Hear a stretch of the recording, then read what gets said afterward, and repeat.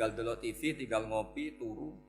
Sampai setannya setruk karena nunggu mau bikin was-was itu lagi. Loh, saya itu termasuk kiai paling sering lihat sinetron. Kadang ya lihat Mak Lampir itu sering terjadi. Sampai istri saya itu protes, Gus, dengan kata orang banyak orang alim kok senengane delok Mak Lampir. Karena setan mau menggoda saya tentang berpikir Allah. Jadi dia ngenteni. Kok malah mikir Mak Lampir gitu. Setelah lihat Mak Lampir biasanya saya itu lapar, terus makan. Habis makan tidur. Setannya masih nunggu mau was-was. Ternyata saya habis bangun ngopi lagi. Kadang lihat berita orang ditangkap KPK, macam-macam. Ini penting saya utarakan supaya setan itu tidak menang. Jadi ciri utama setan itu kata Rasulullah SAW, setan ini goda umatku, hadhil jibal khalaqaha Allah, hadhil ardo khalaqaha Allah, hadhil bihar khalaqaha Allah, faman khalaqaha Allah. Itu makanya banyak orang jurusan filsafat keblinger karena tanya Allah itu siapa. Kata Rasulullah, jika sampai ini maka kamu harus berhenti. Loh, berhenti tanpa dialihkan ke yang lain kan susah. Tinggal aja lihat dulu sinetron. Ya paling gampang ya Mak Lampir, kan ada takut-takutnya sedikit. Karena kalau lihat sinetron anak-anak milenial itu kalau ada artis cantik sampai nangis.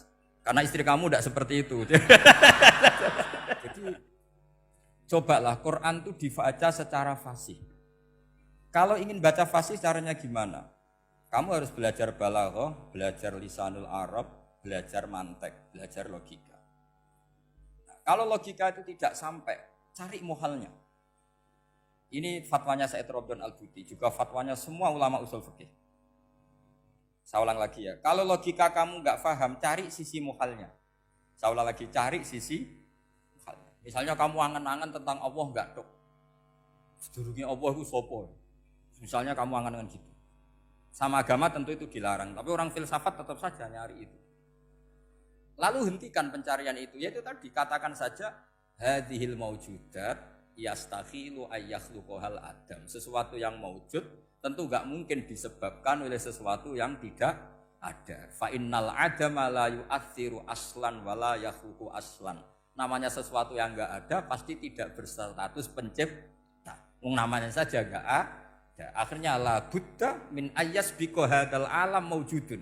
Maka alam ini harus didahului sesuatu yang maujud. Lah maujud ini yang oleh Islam disebut Allah Subhanahu wa taala. Sudah selesai di sini. Tinggal delok TV, tinggal ngopi, turu. Sampai setannya setruk karena nunggu mau bikin was-was itu lagi. Loh, saya itu termasuk kiai paling sering lihat sinetron. Kadang ya lihat Mak Lampir itu sering terjadi. Sampai istri saya itu protes, Gus, dengan kata orang banyak orang alim kok senengane delok Mak Lampir. Karena setan mau menggoda saya tentang berpikir Allah. Jadi dia ngenteni. Kok malah mikir Mak Lampir gitu. Setelah lihat Mak Lampir biasanya saya itu lapar, terus makan. Habis makan tidur. Setannya masih nunggu mau was-was. Ternyata saya habis bangun ngopi lagi. Kadang lihat berita orang ditangkap KPK, macam-macam. Ini penting saya utarakan supaya setan itu tidak menang. Jadi ciri utama setan itu kata Rasulullah SAW, setan ini goda umatku, hadhil jibal khalaqaha Allah, hadhil ardo khalaqaha Allah, hadhil bihar khalaqaha Allah, faman khalaqaha Allah. Itu makanya banyak orang jurusan filsafat keblinger karena tanya Allah itu siapa. Kata Rasulullah, jika sampai ini maka kamu harus berhenti. Loh, berhenti tanpa dialihkan ke yang lain kan susah. Tinggal aja lihat dulu sinetron. Ya paling gampang ya Mak Lampir, kan ada takut-takutnya sedikit. Karena kalau lihat sinetron anak-anak milenial itu kalau ada artis cantik sampai nangis. Karena istri kamu tidak seperti itu. Jadi ini trik ya. Trik supaya melihat TV tapi tidak nyesal. Makanya saya milihnya Anggrek Darmo, Mak Lampir. Ya saya nggak mikir maknanya, butuhnya setan bin mangkol itu. Karena ngenteni saya mikir itu, ternyata tidak mikir itu lagi. Jadi makom saya itu beda, sama-sama lihat sinetron. Mungkin saya jadi wali karena lihat sinetron. Mungkin ya. Makanya banyak wali itu nggak bisa diduga. Banyak orang jadi wali itu justru karena makan. Justru karena melakukan hal-hal yang cara orang banyak itu salah. Itu Abu Yazid Al-Bustami itu pernah tanya sama Allah.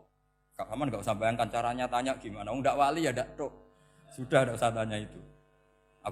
Tanya gini, ya Allah, orang sesregep saya dalam ibadah sedekat ini sama jenengan. Lalu saingan saya dekat jenengan masuk surga itu siapa? Sama Allah ditunjukkan orang yang tidur, itu tidur yang. Ya teman kamu yang tidur di kamar. Enggak terima Bu, ya ini gimana kok bisa setingkat saya orang tidak tidur gitu. Yang saya ibadah terus istighfar terus. Tapi jawabannya Allah nih. Kowe ibadah terus itu mergo wedi aku. Jadi kan nganggep aku iku rodok-rodok jahat gitu. Iki tuh ratu mergo yakin aku apian, mengane ditinggal turu. Jadi sampean jangan tiru makom saya ketika tidur. Itu punya kelas khusus. Tapi jangan tiru, ini cerita saja, sampean tidak harus niru. Karena sampean kalau niru, itu harus ada Abu Yazidnya. Abu Yazid sudah enggak ada. Tapi itu ilmu. Ilmu yang cocok tidak cocok harus kita kaji. Saya tadi jagungan sama beliau, sama Profesor Said Akil Al-Munawar. Beliau cerita, sebetulnya sekolahan saya itu tentang usul fikih, tapi terkenal saya Profesor Tafsir. Tapi saya suka ilmu usul fikih, meskipun korbannya ya banyak. Biasanya orang jadi liberal gara-gara ya usul fikih. Sebenarnya nggak perlu dipikir lah itu macam-macam. Begini, dalam usul fikih yang mainstream itu kan ada hukum wajib, haram, ya makruh, terus macam-macam lah. Termasuk ada mubah. Mubah itu boleh dilakukan, boleh ditinggalkan. Dalam ilmu usul fikih sebetulnya definisi mubah boleh dilakukan, boleh ditinggalkan itu salah.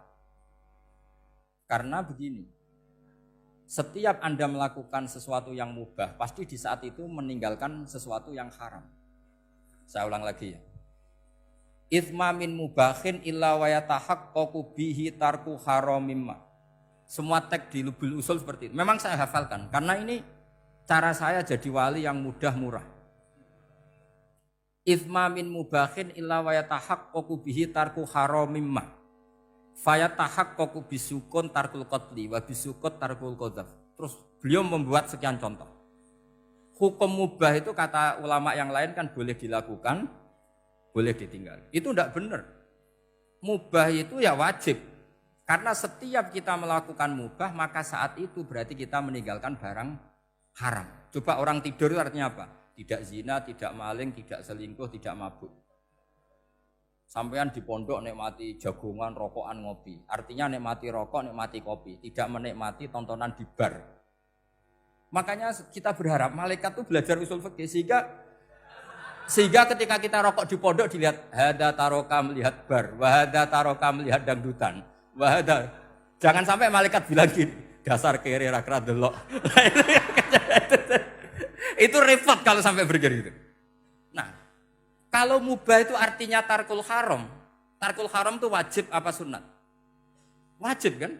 Berarti setiap orang melakukan mubah, hakikatnya melakukan wajib. Dan itu artinya dapat pahala. Salah sampean ngajine ra khatam, dadi nglakoni mubah itu mengira tetap mubah. Maka berbahagialah orang yang ngajinya khatam.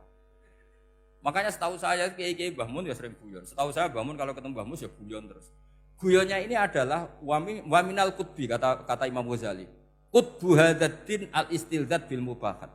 Poros agama ini pada akhirnya adalah nikmati sesuatu yang dibolehkan Allah Subhanahu. Orang itu kalau fasik, mau makan siang aja kalau enggak ditemani perempuan cantik enggak bisa makan. Mau jalan-jalan kalau enggak ditemani perempuan cantik enggak bisa jalan-jalan. Kalau kiai-kiai itu enggak.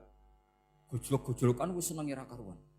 Dulu terkenalnya Kiai Bisri, Kiai diundang, katanya mau ada menteri. Ternyata menterinya ya beliau tidak masak antok di sini. Karena maknanya menteri itu pembantu presiden. Semua kita adalah bantu presiden terlaksananya kedamaian itu. Loh iya kan? Saya berkali-kali ngomong di mana-mana. Apa artinya menteri pertanian kalau kita tidak nanam padi? Mbok pinternya kayak apa tetap enggak ada ketahanan pangan. Sekarang menjadi ketahanan pangan itu rumusnya menteri apa karena petani mau nanam padi? Itu hakikatnya membantu presiden dalam ketahanan pangan. Cuma petani lebih keren karena tidak butuh digaji.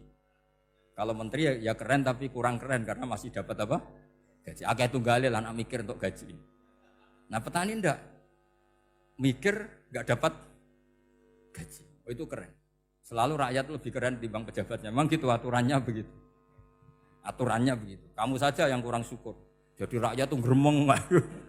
Enak jadi menteri.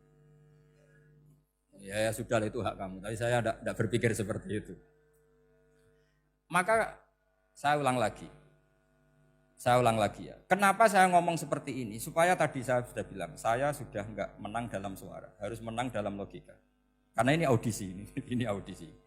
Digambar Mbah Mus, nanti yang menang siapa enggak tahu saya. Tadi Pak Muat, sekarang saya, kemarin Gus Zobur enggak tahu saya, nanti masuk nominasi apa enggak tahu. Begini, kalau artinya fi'lul mubah itu tarkul haram, saya ulang lagi. Kalau fi'lul mubah itu artinya tarkul, maka mubah ini spesial sespesial-spesialnya.